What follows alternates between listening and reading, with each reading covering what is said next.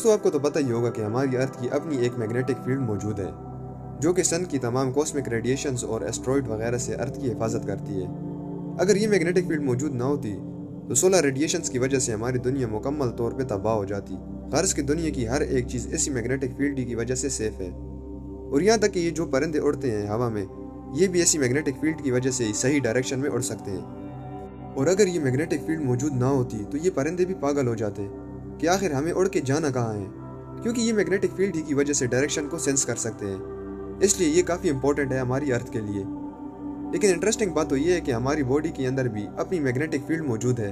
दोस्तों अब जिस तरह किसी भी मेटल के अंदर से अगर करंट को फ्लो करवाया जाए तो वो अपनी मैग्नेटिक फील्ड प्रोड्यूस करती है, बिल्कुल इसी तरह हमारी बॉडी के अंदर न्यूरॉन्स में भी इलेक्ट्रिसिटी मौजूद होती है, और इसी नर्वस सिस्टम की वजह से हमारी बॉडी का करंट एक पार्ट से दूसरी पार्ट की तरफ मूव होता है। जब ये मूव होता है तो हमारी बॉडी के हर एक ऑर्गन की अलग अलग मैग्नेटिक फील्ड